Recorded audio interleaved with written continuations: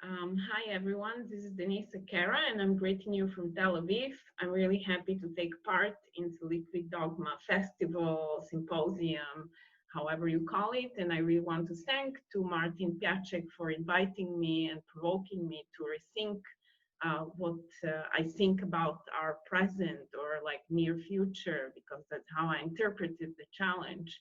So my presentation will be mainly about these post-pandemic futures, these like ideas of new abnormal normals and so on. And I will share now the screen with my presentation. The way I decided to kind of use a metaphor or summarize it for myself, what I see is happening, and by that I mean this strange combination of more clouds, more automation, on the other side, like more interest on some molecular level of control and power. I call this movement, this convergence of these technologies and interests, algorithmic feudalism. I'll start by explaining the concept with some examples. Then I'll try to do some work with the term algorithmic feudalism, explain what it means, do some genealogy of maybe our present that leads to these feudal models of control and institutions even. So I'll do some really funny thing where I'll try to convince you that all our contact tracing apps and social networks actually go back to the early Inquisition manuals, or the Inquisition manuals were the first models for all our present apps, basically.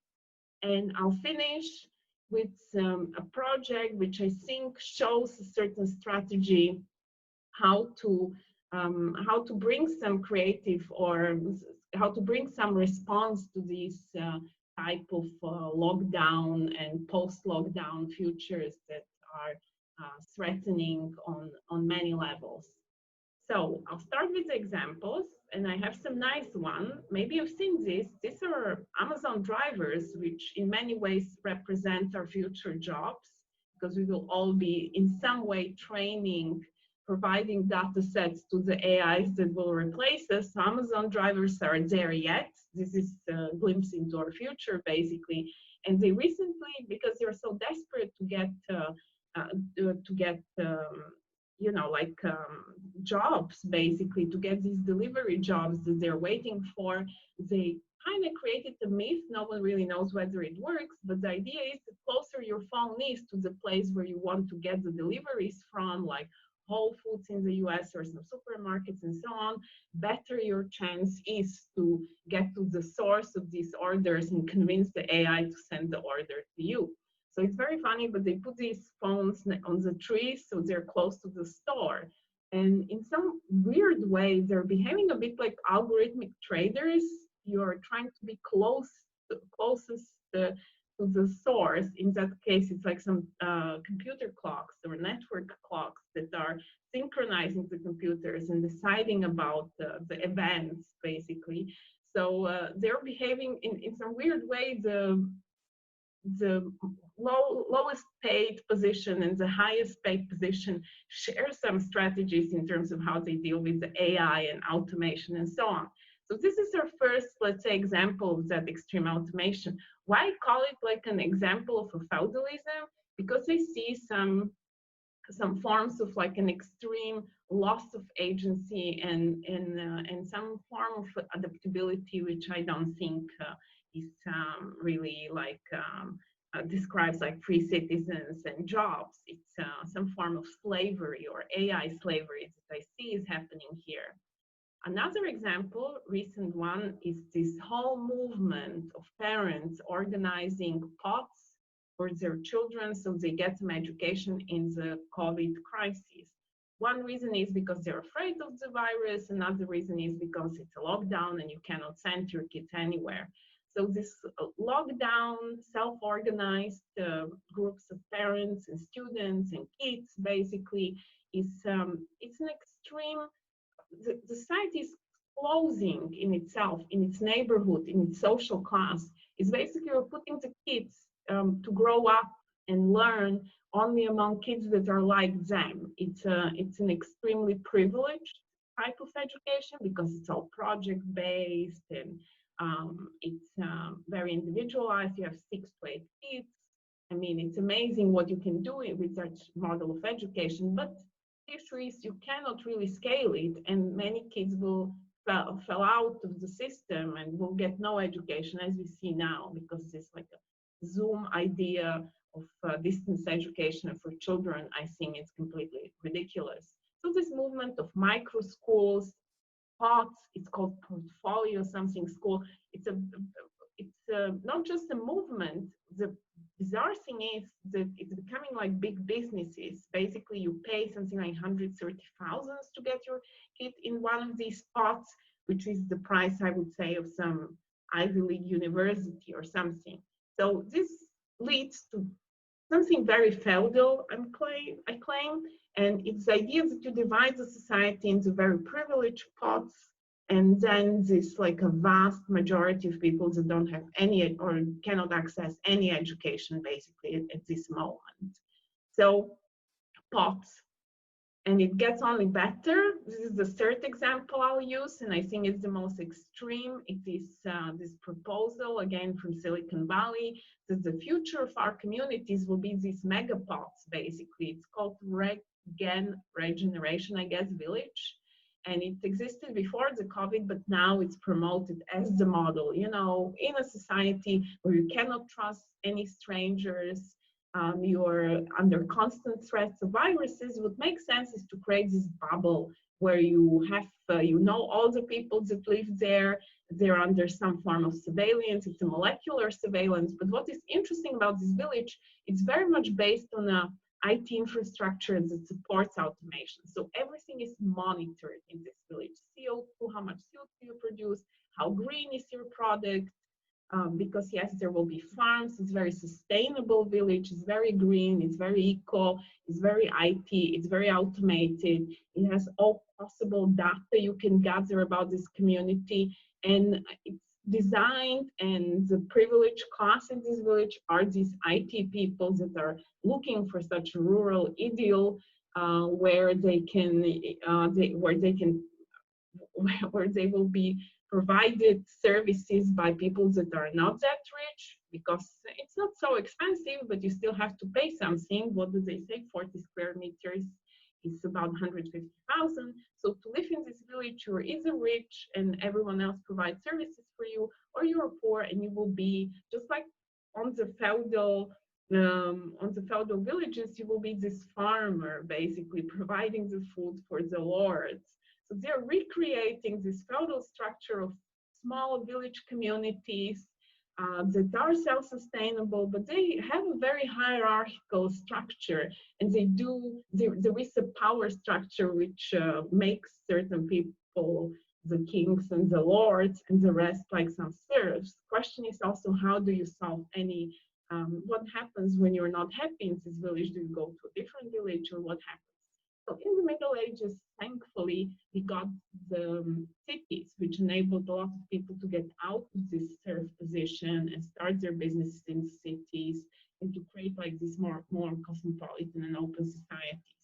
So my basic problem with all these ideas of thoughts, regen villages, and these like future automated works for people living in suburbia and constantly training some AIs, is basically this. It's the end of our cosmopolitan open cities. It's places where you don't meet strangers. Everything is organized, automatized, control on this molecular level. So it's the CO2 molecules in this village, or water molecules, or it's the RNA molecules, because you need to check that all people are healthy and not infected, and so on. So somehow we are closing our societies into very feudal closed structure that is always like very hierarchical, and where the power relations are very unequal, and they cannot be equal, of course, because to provide such expensive technologies and such expensive infrastructure and model of society, then you will put some people into this poverty and slavery or serfhood position, while some will be these like lords that provide this amazing safe infrastructure. So these are the examples. What they show, I think they show our post-lockdown future basically. And there are certain trends that form this post-down future, which we see already now. It is the rise of cloud services and all possible IT infrastructure that enables virtualization and automation. So you don't need the humans to do these jobs because, you know, they're weak, always infected, dangerous somehow. So wild, basically. And these humans that you have to tolerate in these post-lockdown futures, basically we are trying to enslave them in some way, to close them, to control them. So the lockdown model is maybe the ugly part, but there are these like beautiful pots as we see in Reagan villages that will make the lockdown this like a more of a luxurious prison, we can say. So I see the post-lockdown future and this trend. I'm not certain whether it's a product of our like an interest in automation, or I would say obsession with automation, or it's just by chance that now the automation is gaining this like momentum where we can go to the extremes. But it's definitely a return or some obsession with these rural, suburban, family-oriented ideals. And of course, they're not idyllic for everyone.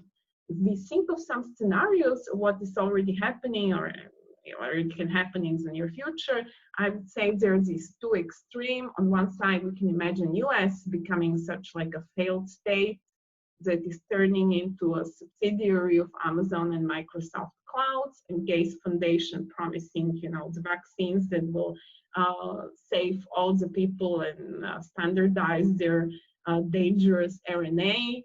And these people are not citizens living in a city. They are basically something like a human factory for AIs, for more automated services. They're living in this suburbia, zooming in and out of virtual like services, and they're locked down and isolated and basically living in this, I call it like a virtual desert. And I think this is the lockdown now, basically, just pushed to some extreme.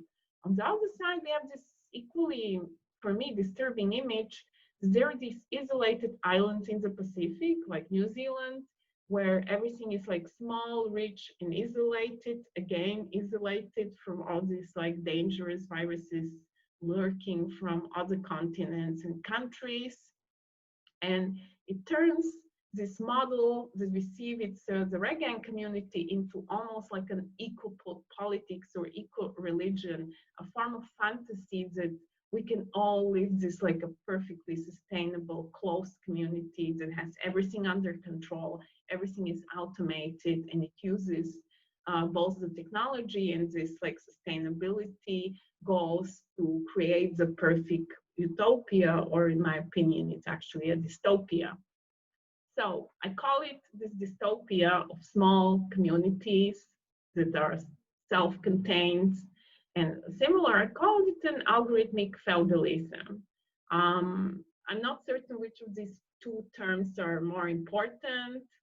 Feudal algorithmic governance, maybe it should be called, but there is what I'm trying to express with this term is this strange convergence, I would call it even paradoxical return of very tribal ideals of society, very pre-modern ideals of society, which paradoxically are based on some very modern and emerging technologies, like all these like blockchain, IoTs, machine learning algorithms that enable such extreme form of control over the data and molecules and everything that the community needs. So algorithmic feudalism is basically what some people call algorithmic governance, what some people imagine as these post-lockdown futures, but definitely it is about this paradox. And I want to talk about this paradox and explain that maybe it's not such a paradox, that there is an interesting genealogy behind our ideas that we need to control people on such extreme levels of their molecules and everyday life in order to create a political system. or community or society. So in this future that I'm imagining here with you, there are no citizens, basically. We are all something of AI serfs. We live in these clusters of families and pods under powerful lords that run our clouds, vaccines, and then this we are obedient to this because there is this constant eschatology, we can call it, or a fear, apocalypse, looming crisis. It can be environmental crisis, of course, but more importantly right now is the second coming of some virus, like second peaks and third peaks and so on. And this virus eschatology is an interesting model how societies are locked down already now. And we can see even in the images, that's why I put some images to see this looming apocalypse constantly threatening you into more obedience and more control on levels which are unthinkable before.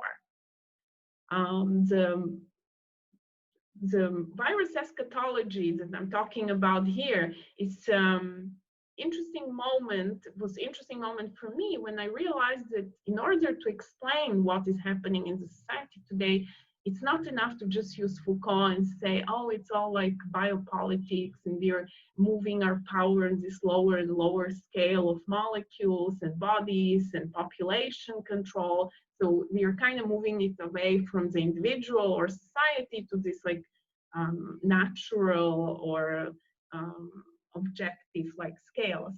And the reason is that I see certain terms which are not biopolitical, like this eschatological virus, waiting for the virus type of a moment. It's more part of something which political scientists describe as political theology. It is a deeply theological concept. It existed before. Societies were organized around waiting for some apocalypse. It was a form of obedience that you build with this. So something about the pandemic state and viral eschatologies, I really see something regressive, going back to this feudal Middle Age Christian type of eschatologies and models of society which we are for bizarre reason embracing today. So if we go deeper into what are some other political theology concepts that we are trying to implement today, it is also the search for some form of a unity. And it's not a unity like in the Middle Ages of Christ, of this Christian community, or it's not even what Foucault describes as this global peace, as some form of a fragile unity between competing states during the nuclear crisis.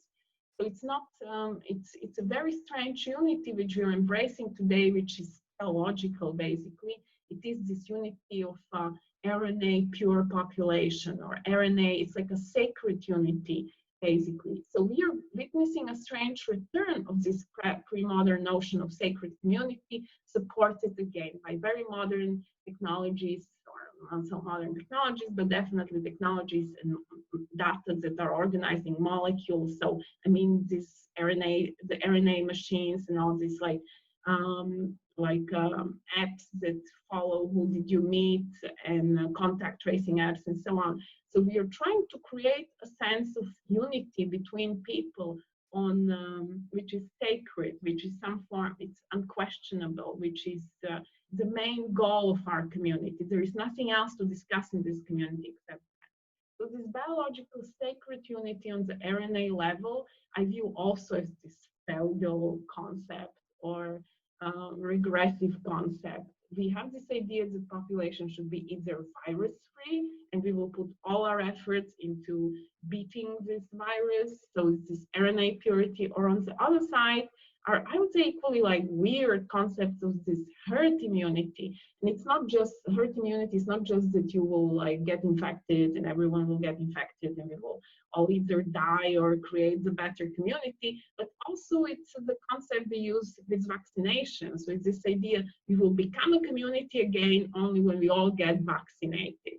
So this extreme obsession with certain RNA levels are very similar to what the Christians believe, that we all have to be Christians of a certain kind in order to be saved. And the purpose of community is to bring everyone on the same page and embrace these like same values. Also, there is an iconography of this belief that we are living today and that we are working with. And I know how many of you, but I do it in the morning when I wake up. First thing I do, I look at these graphs, of course, to see how many infected, dead, intubated, and so on people are. So we completely lost our ability to think about society in terms of reducing poverty level, any other like issues society has. We completely reduced it to only this one RNA value that seems to guide all our decisions and fantasies of what society should be, or like critical thinking about society. So I call this, or I insist that today a better way to understand what is happening is to use the concepts of political theology by Carl Schmitt, or I'm personally more inspired by Paul Kahn, and their concepts that explain the pandemic state better than anything. And by that I mean this the eschatology, by that I mean these ideas of sacred unity, and also the topic of sacrifice. So the 2020 Search for Herd Immunity and Viral Purity shares many of the goals of these middle-age ideas of pastoral care that will bring future unity and kingdom of the saved souls. In our case, it will be the saved bodies. So the function of the collective in this algorithmic feudalism is to prepare all sinners for that future in unity before the second, or for the second coming, which is similar to waiting for Christ. Here we are waiting to be saved by the vaccines, basically, or create this purity, and then the Christ and the paradise will come.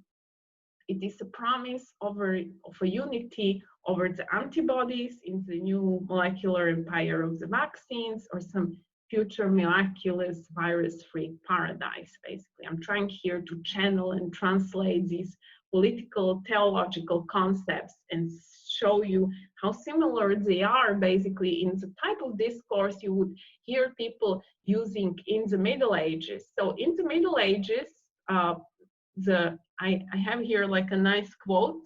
They would also use some form of a demonization, pollution, threat to the social order, apocalypticism as a way of explaining what we should avoid in order to be a better society. And today we of course have this threat of these like infected people, and it gets more detailed care of these sinners, basically, because we are now in the transitory state between the two kingdoms. We have only data on the numbers of infected asymptomatic, which are the people that sinned, but they don't know yet. And then there are these that are losing the sainthood because they will become infected again. By that we mean the antibodies, they're losing the antibodies.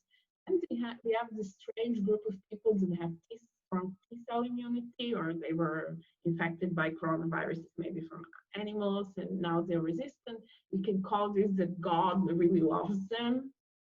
We have the cursed ones that are in some eternal purgatory, basically, because they cannot get rid of this virus and they're constantly sick.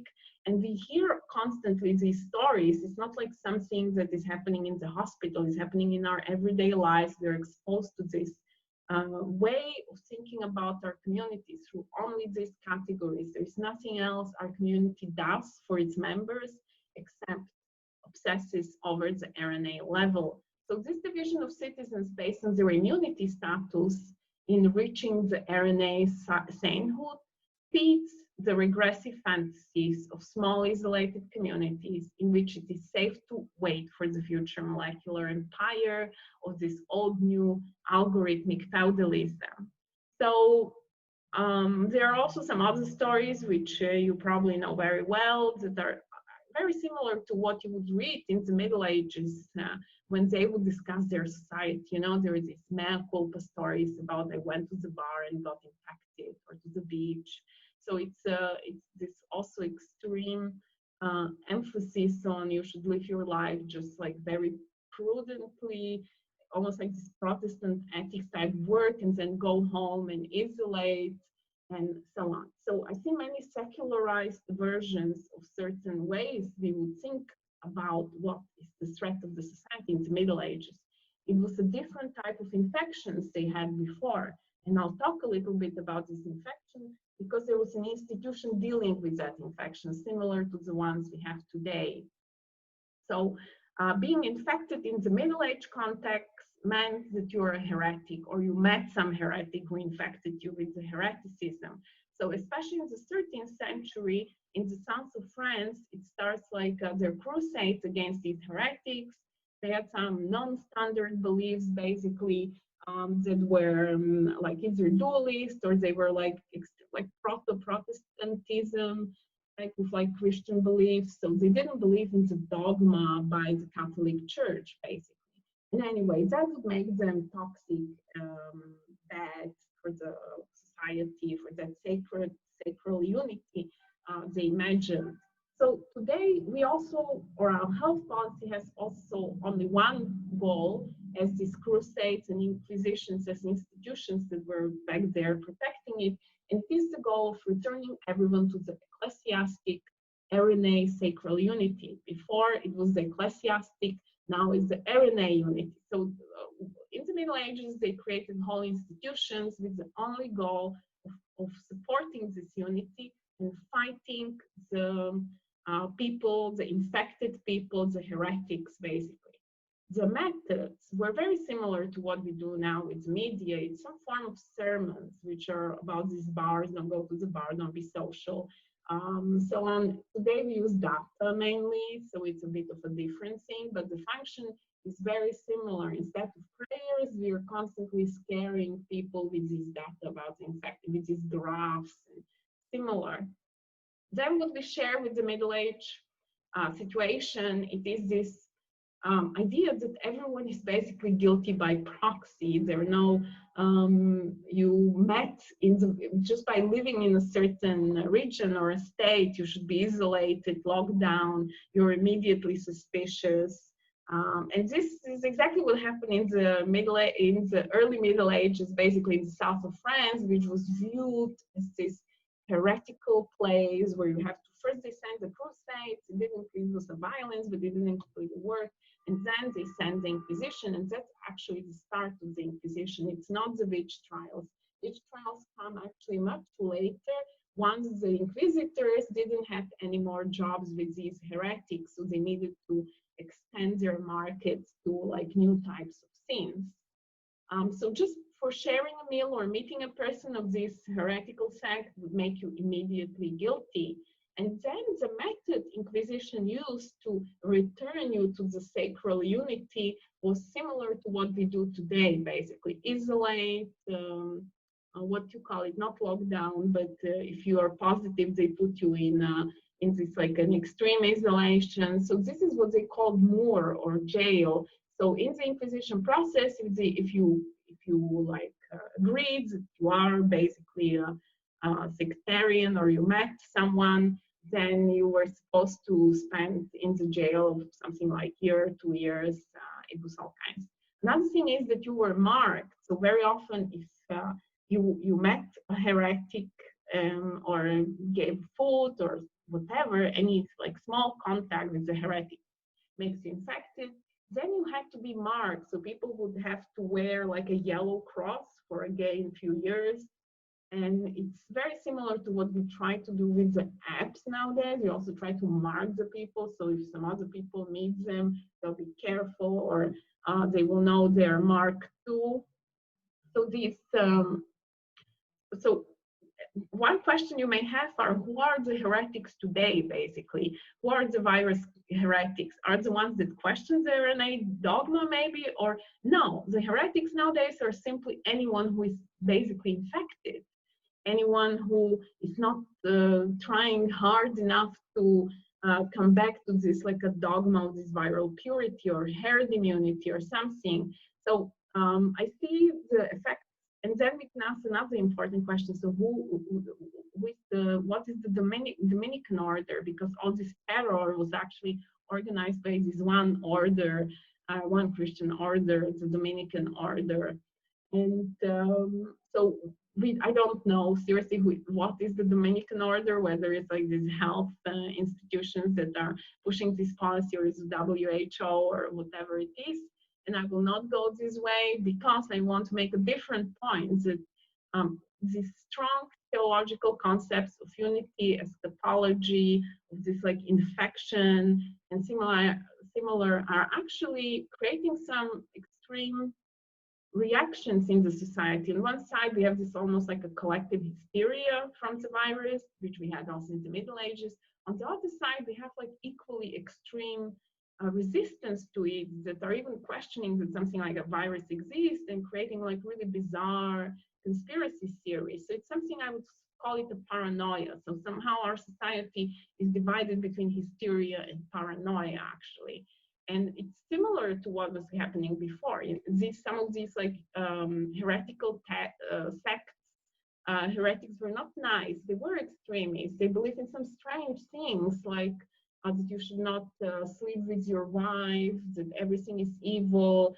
They had this extreme dualist belief and so on. Not all of them. Some of them were actually pretty nice people. And what happened, but the truth is what happened to them was disgusting anyway. So in order to create the unity back then, just like we are trying to create it now, the Middle Ages invented something that is actually still the model of what we do now. And I will claim that it's the origin of all these social network apps, or all this model of a society that you can control people through their data, through their everyday activities, and these like micro levels. And it is the famous or infamous Inquisition manuals. The Inquisition manuals were created in that 13th century because there was such a big demand for Inquisition, especially in the south of France, but it actually spread pretty much everywhere. So it created a whole new class of bureaucrats, and they needed to standardize the technique. What is interesting about this technique, it's actually, when you read it, the first examples of what we do now as a social network analysis. It's also the first technique where we started using the metadata. And most importantly, it is the first time we actually spy and push people to reveal like private data, or the private life of the citizen. It becomes important model of political power. Never before anyone cared about the private lives of the citizen, who they meet, who they sleep with, what meal they shared with whoever. So no one cared about the social relations between people. It was really with the Inquisition and this fight against the heretics to preserve the ecclesiastic unity, the sacred unity, which created basically all our social networking apps, all our models of statistical analysis of the data of the citizens, population control, and actually all our models for epidemiological research in extreme, if I push the thesis further. In some way, what they were doing with the Inquisition manual was much more insidious way of managing population control than what the Middle Age did in a real epidemics. Yeah. So I'll claim that these contact tracing things would be impossible without this. And here is a beautiful example. This is a translation from one of the Inquisition manual. Here we can see what questions they would ask.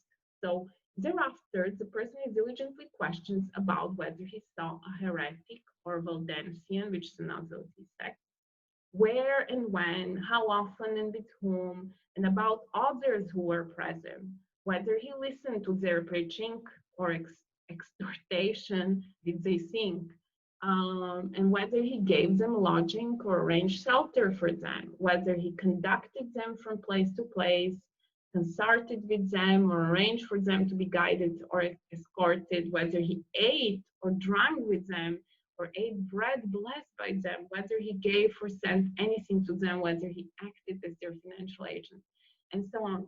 So when you look at these questions, they can be pretty useful for the contact tracing apps today. Basically, the level of control you're demanding and you're professing is very similar what we do with contact tracing apps. And I hope it's also clear why I say that this actually is the origin of all our apps that insist on knowing this like private information of the citizens. So, and when a region is widely, this is the interesting thing about these early procedures. When the region is widely infected, we make general inquisition of all persons in a manner just described, entering the names of all of them in the record, even of those who insist that they know nothing about others and have themselves committed no crime. So that if they have lied or subsequently they commit an offense, as is often found true, of a number of persons, it is on record that they have abjured and have been interrogated in details. So what did they do it? They would come to a village, they would do these sermons like you're all infected, come tell us who did you meet. They marked them, they jailed them, the ones that confessed early, and in the next wave, when they do the contact tracing and develop the metadata to be able to control this population, they also burn them in case of finding some that were resistant for too long. But there were special cases, and these were the worst. And for me, this is funny because it's a term we use actually nowadays, and we obsess over this term about these people that get reinfected. They're like a terror for us. This is the terror of this relapse. So the word for relapsing is actually an inquisition term, which means the people that were not infected in the beginning or were kind of suspicious, but they didn't say they were infected, they relapsed in the next stage. Actually, this inquisition database is built through the confession and the metadata they would put on it. They would come to the same village after 20 or 30 years and basically ask the same people the same questions to find these relapsed ones or to find the ones where there were some inconsistencies.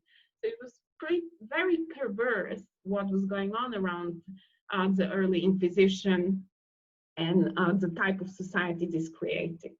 So if you ask me, I don't think we seriously live in what Zuboff and many describe as this like a soft surveillance type of society where we are manipulated, but we don't know we are manipulated, basically, where we give the data and we are not, we are kind of having comfortable life and we are just pushed into obedience in this soft manner, which actually even Foucault describes with this biopolitics, and it's like this pervasive. I don't think that's any more true. I think with the COVID-19 crisis, what was revealed to us is basically that the whole time we are something of a persecuting, what middle-aged specialists in this early Inquisition period called the persecuting society. They described the beginning of these inquisitory practices, the beginning of that society. And we were always persecuting society, only we see it now. It was kind of open what this whole control of data and citizens through their biology, through the molecules, through this like a different scale of control actually means. It is society which is always in some fear. It is society that demands extreme obedience. It is a society where anyone can be locked down or his livelihood can be taken from him anytime. Basically, it is an extreme form of terror. And I know many of you will say, oh, it's just temporary. We need these extreme measures now and just to manage the worst, to flatten some curves. The hospitals are not managing. And then we will kind of return to what we were before. So we all know that that is not true. Even with the Inquisition, that was the story it was given in the beginning, that it was some form of an ad hoc technique to deal with a specific problem of heresy. But what it happened, Inquisition was continued up to the 17th or even 18th century somewhere. It took us like centuries to get rid of this really perverted institution of managing people, it did become a permanent and institutional part of the church machinery and the whole society. And it was based on the systematic persecution of the one classified as outside of the sacral community. And now we are doing the same. First of all, it's the infected that are becoming outside of the sacral community. And then there are all people that question whether such obsession with RNA molecules and infection is a healthy obsession to have. So it's what these early manuals, and I think what is going on with all these other levels of management of molecules is happening. We see this institution building authority which seeks offenses on the assumption that there must have been committed. Invents crimes, basically, which are offenses not against identifiable individuals, but against the system of law itself and the authority that is preserving this RNA purity, and so on. So we need to take seriously this emerging notion of sacral community today, organized around the RNA molecules, or maybe future CO2 molecules. Who knows what will be the next step in this? Because it reduces citizens like to one value, and it brings these most extreme forms of obedience and control, which once any government takes hold of it, it's very difficult to let it go, because it's so easy to run people. You don't need really to be accountable. You just need to create a new terror, and they will always like do whatever you tell them. And we kind of see this happening in Australia, where the terror, I would say, is more extreme than in most of countries I follow, like Czech Republic and Israel. Well, I see people rebelling, and I think it's healthy. So I have a problem with this idea of sacral RNA unity or community that we are trying to create today. My thesis is that it's leading to this return to like feudal tribal forms of society. And the reason I have a problem with this whole like political development nowadays, if it's political, it's a combination of three things that are connecting and creating this persecuting society, how I see it. And it is the combination of molecular uniformity, so this is some form of something sacred, social domesticity, and this push into families, basically, and then technical automation. And I think this is a very strange convergence of these three forces that we are seeing today, creating the feudal pots and regen villages or some tribal family structures in the suburbia or in these like amazing Pacific islands. Doesn't matter how luxurious that prison is. It brings an end to something that is sacred maybe to me or dear to me, and I hope to many other people. It is the end of the cosmopolitan city of plurality, diversity that formed the modern state. So it's the end of modernism in some way, but it's a paradoxical end, of course, because all the things we invented with these new technologies are now serving these like regressive forms of government. So we are regressing into this algorithmic and molecular feudalism that uses the economy of molecules in metabolism, immunity, and in future I claim it will happen with ecology, to support very tribal and pre-modern forms of society. The clusters of family in various eco-villages, suburban lockdowns, and under these various eschatologies of some apocalypse promise virus purity, but they only support the advances of automation, surveillance, and molecular control. So now I'm getting to the almost end. So what is the solution? I would say the solution is to save the heretics, basically. I don't think we really have an alternative to these various virus eschatologies, but we definitely can resist this algorithmic feudalism of what we can describe as virus profiteers with their clouds, platforms, 5G, next generation networks, and vaccines, trying to standardize our immunity, our infrastructure, and basically have like an easy way to rule the population. So the proposal I have, and I'll talk a little bit about this. It's a project I follow and kind of support. I think it shows a possibility of poetically and critically designing, thinking, and performing these post-lockdown futures. And in the sense of what was the theme of this meeting, I think this is the way to question or challenge the present monopolization of possible realities.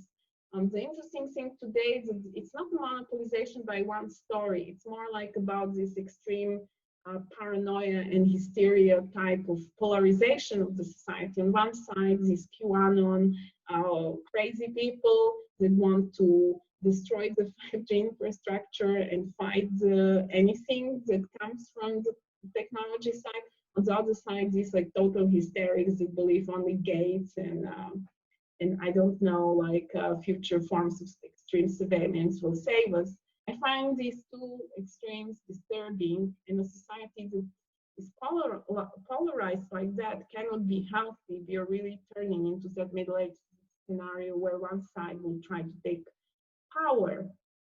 So also notice that behind the stories or metaphors these communities use is some like a call for unity, yeah? Or some need to make an appeal to something we will all agree upon. So the QAnon group has this save the children and this pedophilia obsession, which is something that's, you know, you cannot say, oh, I don't want to save the children. On the other side, it's like save the seniors type of like you're killing the vulnerable and the senior citizens. So it's they're very moralistic and very like polarizing, and I think they're both actually very wrong, but that's what we have, and that is what we have to work with. So my appeal is try to overcome the need to belong to any of these communities and try to preserve your core, basically. And what I see in the future is something Foucault describes about the nuclear crisis. I don't think we will find a unity, but in such polarized society, but what we can hope for is to preserve the plurality without unitary effects of domination, or that should be our only goal. Peace will no longer come from unity, but from non-unity, from plurality maintained as plurality. So there needs to be this like a healthy respect.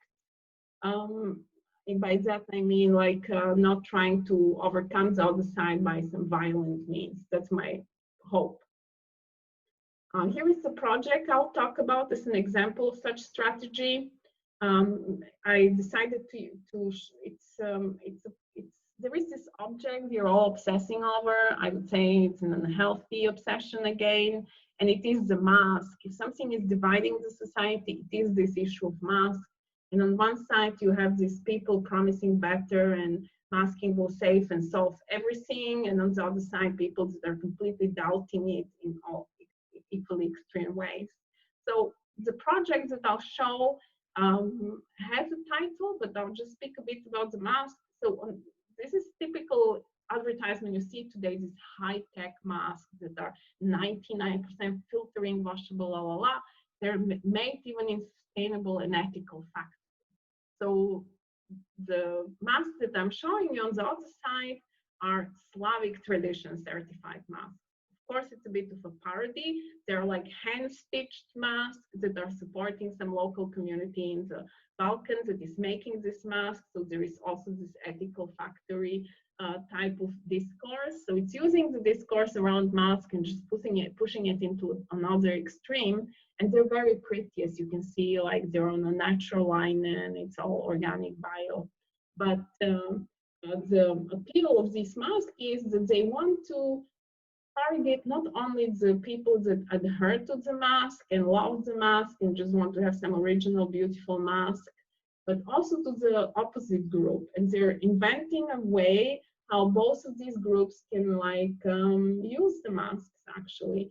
So it's suitable for mask lovers, haters, QAnon deniers, eschatologists, mask nativists protecting themselves from foreign molecules, but also, and this is the interesting part, it's a mask for drinkers that like to inhale their favorite molecules.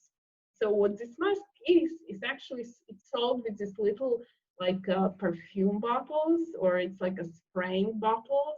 And what is in the spraying bottles? It's like slivovitz, but it can be any other drink, and it's targeting the other group of people that don't really like masks or have some reasons not to wear them, and tells them, hey, you can actually spray alcohol on your mask and do some form of like a molecular gastronomy cocktail.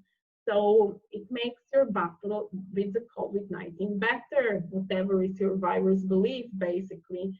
You can filter the molecules with this Leibovitz-induced linen, and it is almost like a Slavic molecular gastronomy cocktail. Of course, it's also playing with this like extreme fascism that is emerging in many of these discourses around anti or even pro-masks. Yeah, we are all like in it together, and we need to be this isolated community.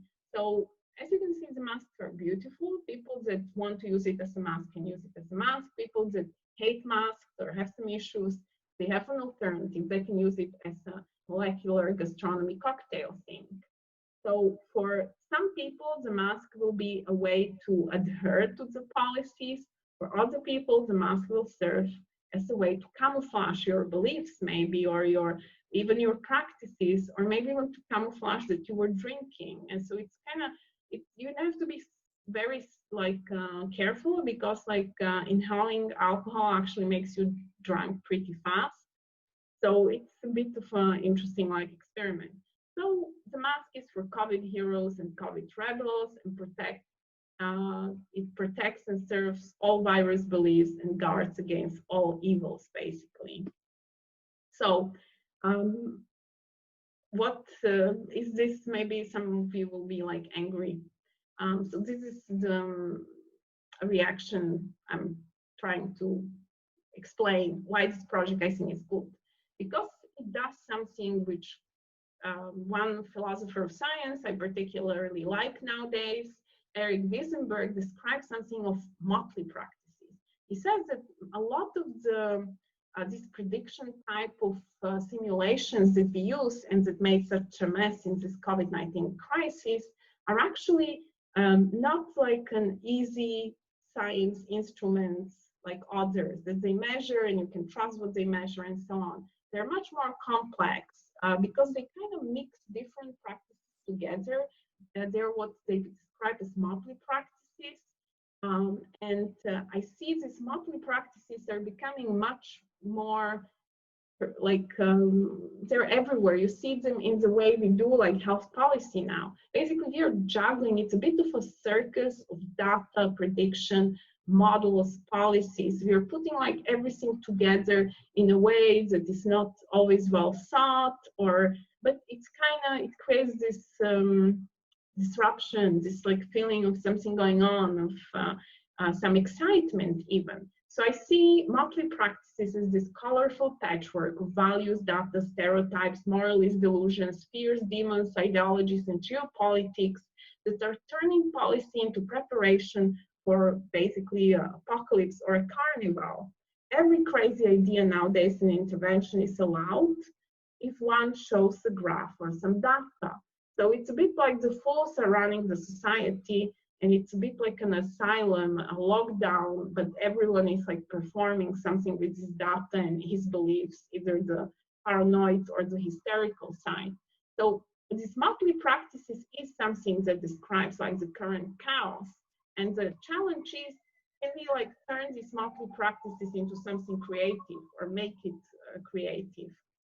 So if there is a way to describe why it happened, what happened, and why I describe this as an asylum and circus, this whole like mixture of everything, facts, data, values, fears, ideologies, everything is like some particles creating like a chaos.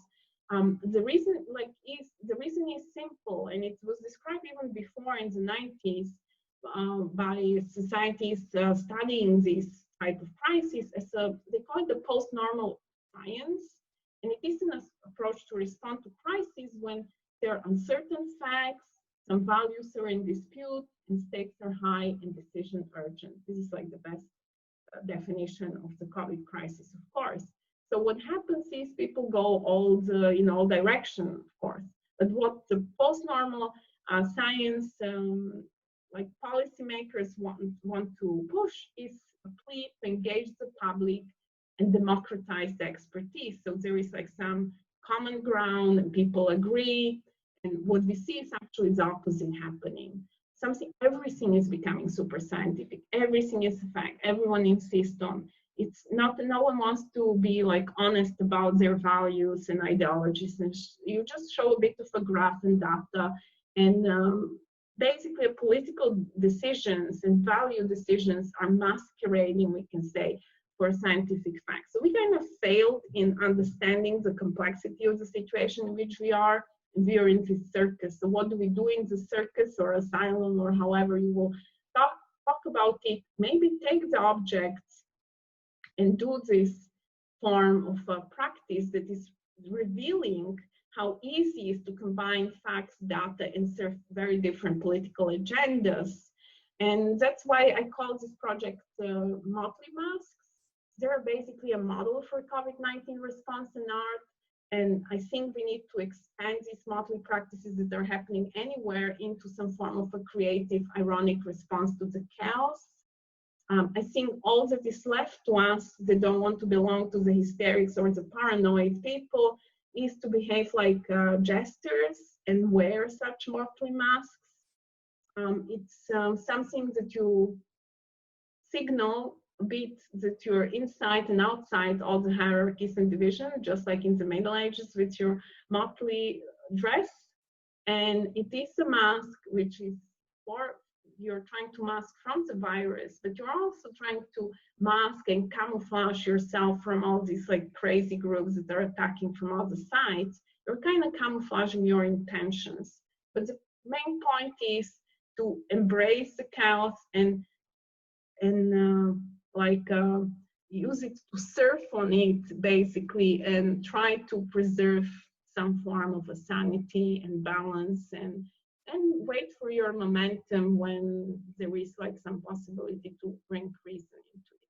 So this is what I prepared. It's the Motley Mask project as a response to this algorithmic feudalism. If we have to live in this algorithmic molecular feudalism, so you better become a jester.